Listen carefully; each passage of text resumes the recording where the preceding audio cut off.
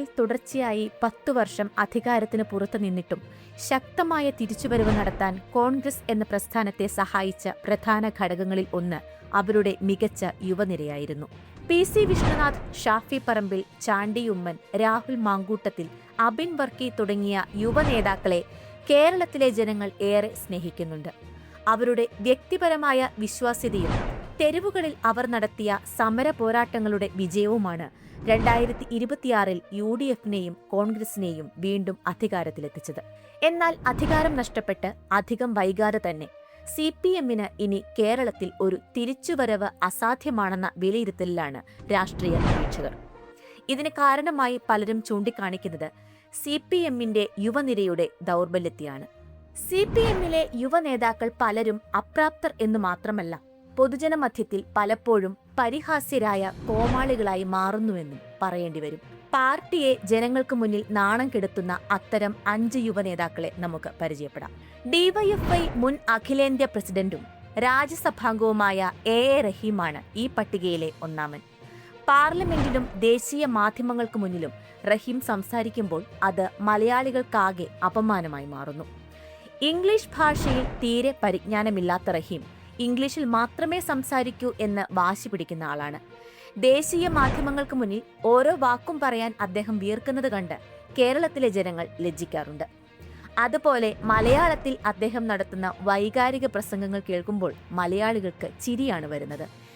എന്തെങ്കിലും ടെൻഷൻ ഉണ്ടെങ്കിൽ റഹീമിന്റെ പ്രസംഗം കേട്ടാൽ മതിയെന്നും ചിരിച്ചു തളരാമെന്നുമാണ് ഇപ്പോൾ നാട്ടുകാർ പറയുന്നത്. റഹീമിനെ ആളുകൾ വെറുക്കുന്നതിന് പിന്നിൽ മറ്റൊരു പ്രധാന കാരണവുമുണ്ട്. അനാവശ്യമായ പ്രകോപനങ്ങളും വെല്ലുവിളികളുമാണത്. ഏതെങ്കിലും സമരങ്ങളോ പ്രക്ഷോഭങ്ങളോ നടക്കുന്ന സമയത്ത് അനാവശ്യമായ പദപ്രയോഗങ്ങളിലൂടെ വെല്ലുവിളിക്കുന്നത് റഹീമിന്റെ സ്ഥിരം ശൈലിയാണ്. ഇതിനെ സാധാരണക്കാരായ ജനങ്ങൾ ഇന്ന് ഒരു കോമഡിയായാണ് കാണുന്നത്. കുറച്ചു നാളുകൾക്ക് മുൻപ് ED ഉദ്യോഗസ്ഥർ സഞ്ചരിച്ചിരുന്ന കാർ പ്രവർത്തകർ തല്ലിത്തകർക്കുന്ന ഒരു സാഹചര്യമുണ്ടായിരുന്നു. അന്ന് ആ കാർ നന്നാക്കി നൽകുമെന്ന് റഹീം വലിയ വായിൽ പ്രഖ്യാപിച്ചിരുന്നു. എന്നാൽ ആ കാറിന്റെ ഉടമസ്ഥൻ ഇന്ന് കൂലിപ്പണിക്ക് പോവുകയാണ്. റഹീമിന്റെ വാക്കുകൾ വിശ്വസിച്ച് കാർ വർക്ക്ഷോപ്പിൽ ഏൽപ്പിച്ച ആ പാവം മനുഷ്യൻ വർക്ക്ഷോപ്പിൽ പണം നൽകാൻ നിർവാഹമില്ലാതെ ഇപ്പോൾ പെയിന്റിംഗ് പണിക്കും കൂലിപ്പണിക്കും പോകുന്നു. വെറുതെ തള്ളു പറഞ്ഞ് ആളുകളെ കുഴിയിൽ ചാടിക്കാൻ റഹീമിനെ കഴിഞ്ഞേ മറ്റൊരാളുള്ളൂ. വരാനിരിക്കുന്ന നിയമസഭാ തിരഞ്ഞെടുപ്പിൽ റഹീം എവിടെ മത്സരിച്ചാലും അവിടെ UDF സ്ഥാനാർത്ഥിക്ക് വിജയമുറപ്പാണെന്ന് നിസ്സംശയം പറയാം. റഹീമിന്റെ ശിഷ്യനാണ് ഈ പട്ടികയിലെ രണ്ടാമൻ, മുൻ SFI സംസ്ഥാന സെക്രട്ടറിയും അഖിലേന്ത്യാ നേതാവുമായ ജെയ്ക് സി തോമസ്. അദ്ദേഹം സംസാരിക്കുന്ന ശൈലി അദ്ദേഹത്തെ ഒരു വലിയ കോമാളിയാക്കി മാറ്റുന്നു. ചാനൽ ചർച്ചകളിൽ ജെയ്ക് ഉപയോഗിക്കുന്ന ഭാഷ കേൾക്കുമ്പോൾ ഈ പാർട്ടിയിൽ നേരാംവണ്ണം മലയാളം സംസാരിക്കാൻ ഒരുത്തനുമില്ലേ എന്ന് സാധാരണക്കാർ ചോദിക്കാറുണ്ട്. അദ്ദേഹത്തിന്റെ ഈ ഭാഷാശൈലി ജനങ്ങളെ അത്രയധികം വെറുപ്പിക്കുന്നു. പുതുപ്പള്ളിയിലെ ജനങ്ങൾ അദ്ദേഹം മത്സരിച്ചപ്പോഴെല്ലാം അദ്ദേഹത്തെ തോൽപ്പിച്ച് തങ്ങളുടെ നിലപാട് വ്യക്തമാക്കിയിട്ടുണ്ട്. ഏറ്റവും കുറഞ്ഞ കാലയളവിനുള്ളിൽ ഏറ്റവും കൂടുതൽ തിരഞ്ഞെടുപ്പ് പരാജയങ്ങൾ ഏറ്റുവാങ്ങിയ നേതാവ് എന്നൊരു റെക്കോർഡും ജെയ്ക്കിന് സ്വന്തമാണ്. ജെയ്ക് സി തോമസ് മറ്റുള്ളവർക്ക് മുന്നിൽ എന്തുകൊണ്ട് അപഹാസ്യനാകുന്നു എന്ന് ചോദിച്ചാൽ അതിന് മറ്റൊരു പ്രധാന കാരണമുണ്ട്. തന്റെ ഭാഗത്ത് തെറ്റുണ്ടെന്നോ പറയുന്ന കാര്യത്തിൽ കഴമ്പില്ലെന്നോ അറിഞ്ഞാൽ പോലും അത് സമ്മതിച്ചു തരാനുള്ള മടി. അതിനെതിരെ മറ്റുള്ളവർ ചോദ്യം ചോദിച്ചാൽ അദ്ദേഹം സ്വീകരിക്കുന്ന ഒരു പ്രത്യേക ശരീരഭാഷയുണ്ട്. അത് പുച്ഛം നിറഞ്ഞതാണ്. അദ്ദേഹത്തിന്റെ ആ പുച്ഛത്തോടെയുള്ള ചിരി സാധാരണ ജനങ്ങൾക്കിടയിൽ എത്രമാത്രം സ്വാധീനം ചെലുത്തുന്നുണ്ടെന്നതിന് ഉത്തമ ഉദാഹരണമാണ് അദ്ദേഹത്തിന്റെ എല്ലാ പരാജയങ്ങളും. ഇത് അദ്ദേഹം തിരിച്ചറിയാത്ത കാലത്തോളം അതിന്റെ ഗുണം ലഭിക്കാൻ പോകുന്നത് കോൺഗ്രസിനായിരിക്കും. രാഷ്ട്രീയത്തിൽ നിന്ന് നീണ്ടൊരു ഇടവേള എടുത്ത ശേഷം കൂടുതൽ പക്വതയോടെയുള്ള ഒരു തിരിച്ചുവരവ് നടത്താൻ ശ്രമിച്ചാൽ മാത്രമേ ജെയ്ക് സി തോമസിന് രാഷ്ട്രീയത്തിൽ ചെറിയൊരു പ്രതീക്ഷയെങ്കിലും വെക്കാൻ കഴിയൂ. ജെയ്ക് സി തോമസിന് ശേഷം ഈ പട്ടികയിൽ മൂന്നാമനായി ഇടം പിടിക്കുന്നത് വെറും ഒരു കോമാളി മാത്രമല്ല, ഒരു വിഖ്യാത ഗുണ്ട കൂടിയാണ്. ഇത് മറ്റാരുമല്ല, SFIയുടെ മുൻ സംസ്ഥാന അധ്യക്ഷനായിട്ടുള്ള PM ആർഷോയാണ്. പരീക്ഷ എഴുതാതെ പാസ്സാകുക, ഡിഗ്രി തോറ്റതിനു ശേഷവും PGക്ക് അഡ്മിഷൻ എടുക്കുക എന്നൊക്കെയുള്ളതാണ് ആർഷോയുടെ ചെറിയ ചെറിയ വിനോദങ്ങൾ. അതുപോലെ തന്നെ സഹപ്രവർത്തകയായ, അതായത് സ്വന്തം മുന്നണിയിലെ മറ്റൊരു ഘടകകക്ഷിയായ CPIയുടെ വനിതാ നേതാവിനോട് നിന്റെ അടിനാഭി ചവിട്ടി കലക്കും എന്ന് പറയുന്നതും, നീ തന്തയില്ലാത്ത കൊച്ചുങ്ങളെ പ്രസവിക്കും എന്നെല്ലാം പറഞ്ഞ് ഭീഷണിപ്പെടുത്തുന്നതും എല്ലാം ആർഷോയുടെ ചെറിയ ചെറിയ കലാവിരുതുകളാണ്.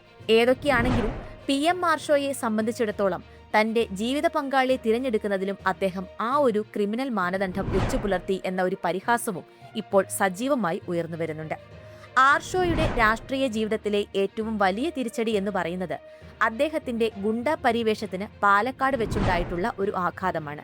അതായത്, ഒരു ചാനലിന്റെ തിരഞ്ഞെടുപ്പ് സംവാദ പരിപാടിയിൽ തന്റെ പതിവ് ശൈലിയിൽ ഗുണ്ടാ സംസ്കാരം പുറത്തെടുത്തുകൊണ്ട് പ്രതികരിച്ച PM ആർഷോയോട് യാതൊരു ദയാദാക്ഷിണ്യവുമില്ലാതെ അയാളെ കൈക്കരുത്തുകൊണ്ട് നേരിട്ടാണ് BJPയുടെ ജില്ലാ അധ്യക്ഷനായ പ്രശാന്ത് ശിവൻ മറുപടി നൽകിയത്.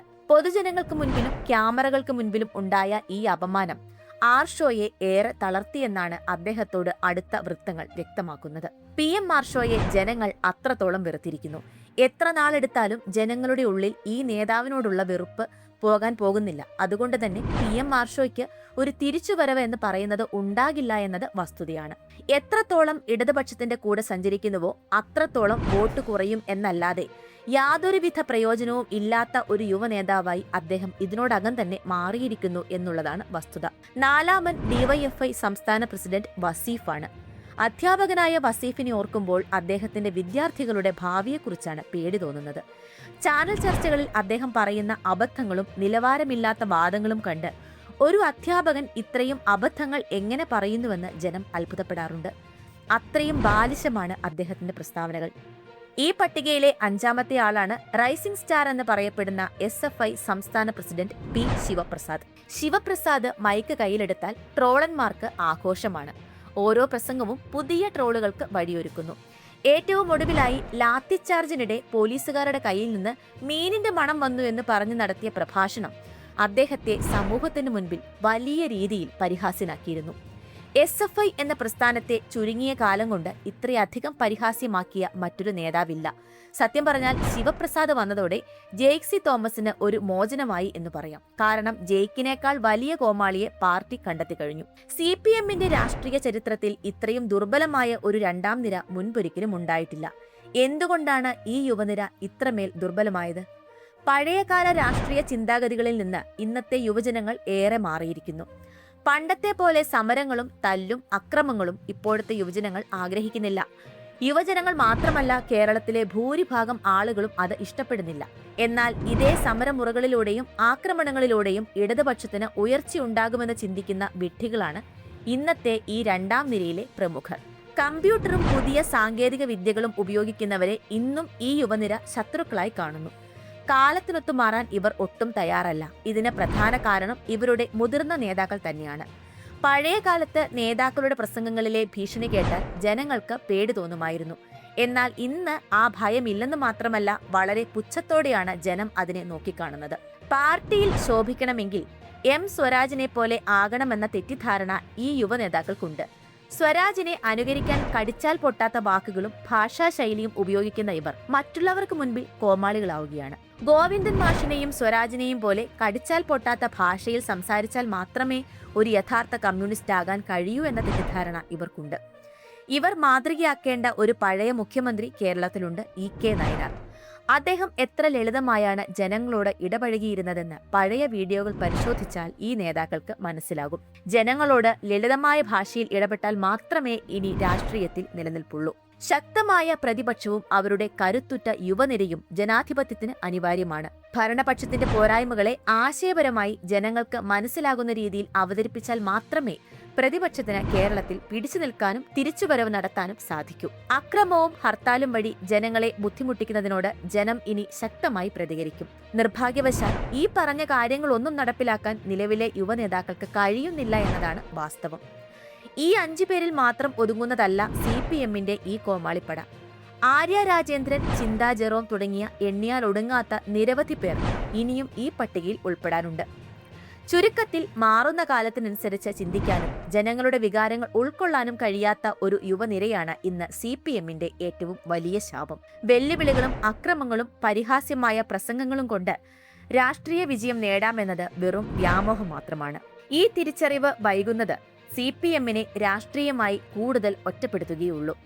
കാലത്തിനൊപ്പം സഞ്ചരിച്ചില്ലെങ്കിൽ വരും കാല തിരഞ്ഞെടുപ്പുകളിൽ ഈ കോമാളിപ്പടയുടെ പതനം കൂടുതൽ വ്യക്തമാകുമെന്ന് പറയേണ്ടി വരും. കൂടുതൽ രാഷ്ട്രീയ വിശകലനങ്ങൾക്കും വീഡിയോകൾക്കുമായി ചാനൽ സബ്സ്ക്രൈബ് ചെയ്യുക.